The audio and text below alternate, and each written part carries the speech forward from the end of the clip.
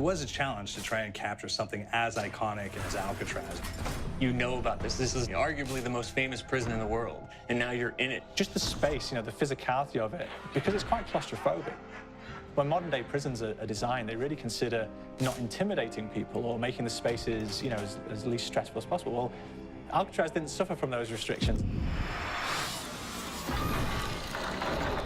They did the research, they went out, studied Alcatraz, not just from books or internet. They were actually there to feel the environment, so it really sets a mood that gets you a little spooked. Well, we kind of started with the base layout of Alcatraz. The entire island we ended up roughing out in kind of a white box form, and then figuring out what play spaces we wanted to use out of that, what would be the most interesting areas to play in, and the connections between spaces, and spaces that the public doesn't necessarily get to go into.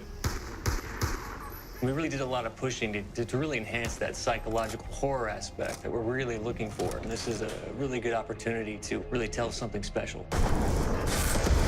Like I got stuck right through the gates of hell! This time around, I feel like it's been identified that there are these side missions that you're going to go out and try to accomplish. Al and the rest of the groups put together this escape plan, but the point is to get the parts and assemble this plane so they can get off the island. We did something new for the first time. We have actually contextual music that goes off. So that's a first for zombies. And it's all based around this horror thriller aspect. Every location will have a specific stinger that you hear when you find it, when you discover it, when you start unraveling the story, we start building on the music that you're hearing, and it's really enhancing that experience and going along with it in parallel.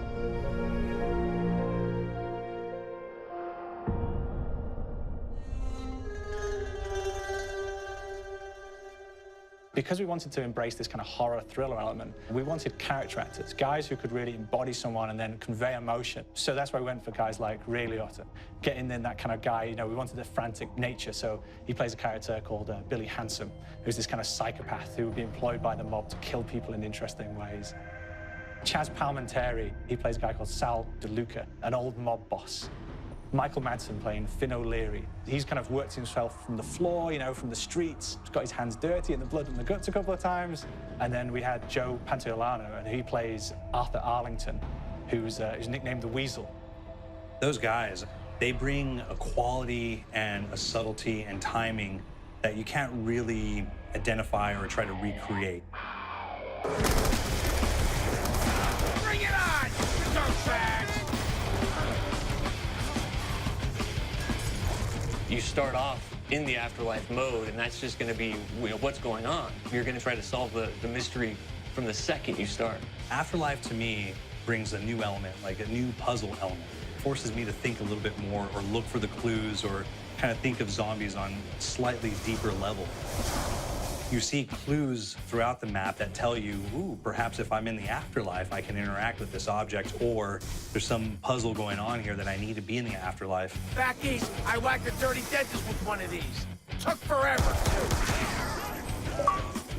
Alcatraz has a Civil War kind of fort background before it turned into a penitentiary. And so we had this kind of backstory, the idea that the warden would have collected Civil War weaponry. And one of them is a blundergat. It's a fictional weapon, but the idea of the combination between a blunderbuss and a Gatling gun. And possibly, there might be a way of upgrading it to a more fantastical weapon that the players may find. You all gotta go sometime. You just went now. There's one main zombie, one big zombie that's going to come through and wreak havoc on your life. He'll lock down the perk machine, he'll close down the box, so you have to pay to get that open again. So you don't want him to interfere with your process. Now's a good time to pick a fight. Why do you hurt me? It's a fun challenge. It keeps things moving forward. In terms of perks, we have a new perk called Electric Cherry. When you reload, it gives a shock around, which scales over time. I was asking for his greaseball. There is so much to experience in this map. Every time I play it, there's a new tactic to take, a new experience, a new objective to go for. But there's also this layer of things that we aren't exactly exposing to the players right off the bat and will need to be discovered. Don't let me go. Is it the calling we hear? We've got the undead in there, we've got these historical elements, and these fantastic actors all seem to be with peace with each other in this kind of same world. So it's magical, and our team is incredibly excited by it. This is the call.